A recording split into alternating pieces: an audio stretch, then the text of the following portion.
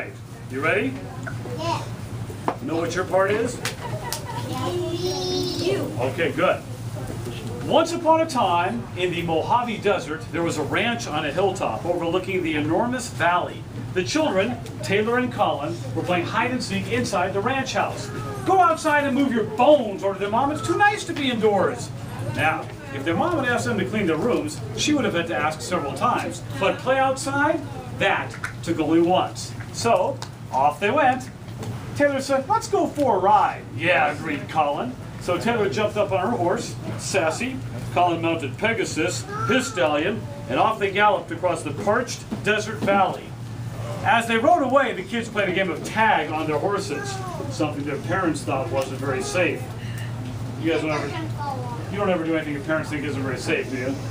Yeah, I figured as much. Over a dry stream bed into the next canyon, the lively ponies cantered. Laughing and giggling along the way, an hour had passed before the kids realized they had wandered farther from home than ever before. The kids came trotting over a low hill and spied a little town in the next valley. Rising from the dirt and the dust on the side of the trail was a very large and very strange sign. The ridiculous warning sign really made the kids laugh. They looked at each other and howled out loud, "Stinkville!" They laughed so hard tears came to their eyes and almost fell off their horses. They just had to check this out. So they rode on. And by the way, you're looking right here at the official Stinkville Stinkometer, provided by the Stinkville Chamber of Commerce and Air Quality Department. And when the wind is blowing, the arrow only points to sort of smelling. Some days it points to really reeking. Other days, gas mask required. But today, it's pointing to high stink danger, stay out. As they trotted their ponies down Main Street, the place seemed like any other small desert town. But there was a big difference. Taylor and Colin exchanged a look at each other again, and together they shrieked, Stinkville smelled awful. They had to hold their noses. But as horrible as the smell was, they bravely decided to ride on to the middle of town. What was it? Well, besides the smell, everything was really dirty. It hadn't rained in a long while, but it was more than that. There was no one out in the streets, but the kids could see people peeking out of doors and windows, and they were really dirty and really stinky. What was going on here? They had to get to the bottom of the stink. And by the way, you know things smell very badly when the horses can't even keep their eyeballs straight in their head. One day, many years ago, the town's deputy was eating his lunch. He was having a peanut butter sandwich, but as he sipped some water to wash down his sticky sandwich, he noticed that his skin had turned bright red and puffy all over. "The water in Stinkville is bad," he cried. "I must protect my good citizens of Stinkville from this danger immediately."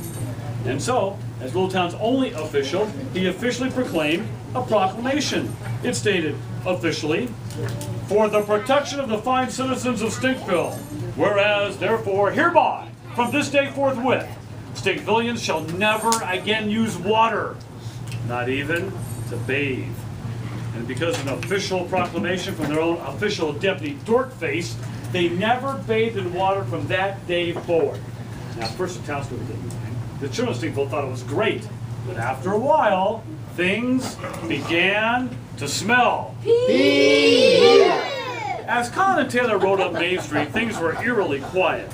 Suddenly, bursting from a cloud of dust and dirt in front of City Hall, a very, very dirty man strode out and stood directly in the path of Taylor, Colin, and their horses. "Whoa there! What are you strangers doing in my town?" he yelled.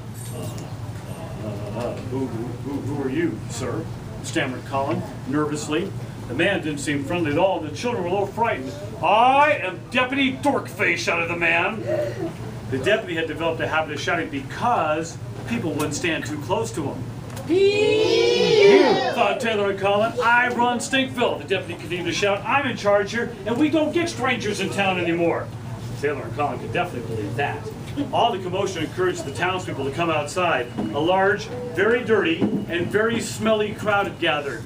The sad-looking, smelly people nodded and murmured in agreement. Indeed, it had been a very long time since anyone had come to visit Stinkville. Now, Even though the people were sad and a little embarrassed for being so stinky, there was a look of hope in their eyes. The kids knew they had to do something to help the Stinkvillians. So when Deputy Dorkface stood glaring at them, Taylor leaned over and whispered into Colin's ear. Then Colin whispered into Taylor's ear. But all Deputy Dorkface could hear was, Cheese. he was becoming angrier and angrier by the second. The deputy announced, "You're trespassing in my town? I'm throwing you in jail!" They had to act fast. After jumping off his horse, Colin quickly grabbed a rope and rolled it over Deputy Dorkface and said to Taylor, who got the end of the rope and pulled it tight. Before Deputy Dorkface knew what was happening, Taylor ran around one way and Colin ran the other. The deputy was spinning around in a cloud of his own smelly dust. He was caught. Now he was very, very angry. They didn't smell that great either. Together, using all their muscles, they were able to pull the very large man through the street and over the town lake. A very stinky crowd was following along too. All the while he was yelling, "I'll get you kids. You don't know who you're messing with. I'll throw you in the slammer or swallow the key and you'll never get out." He was still yelling at them as they pulled him into the lake.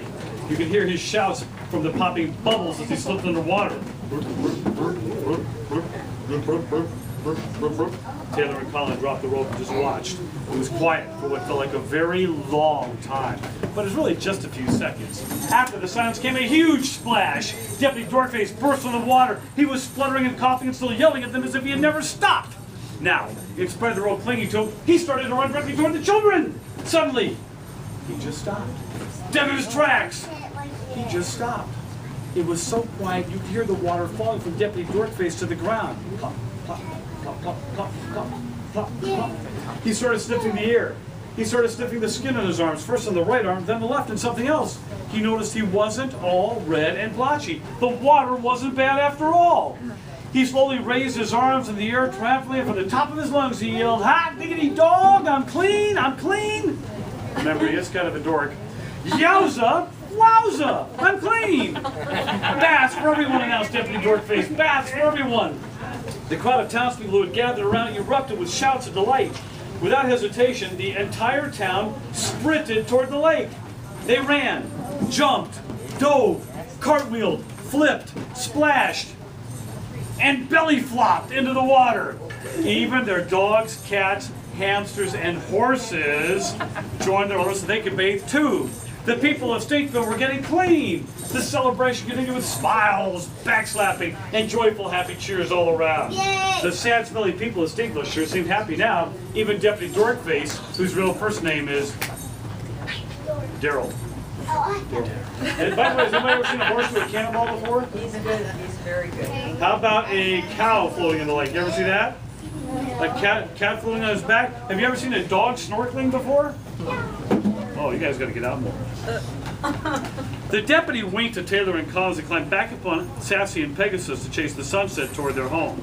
As the sun was sinking below the horizon in front of them, they peered over their shoulders and witnessed an enormous glow from the town due to all the smiles they left behind in Stinkville. And no more Now, you might be interested to know that years later, Deputy Daryl Dorkface discovered that he was allergic to the peanuts and the peanut butter. And the water had been just fine all along.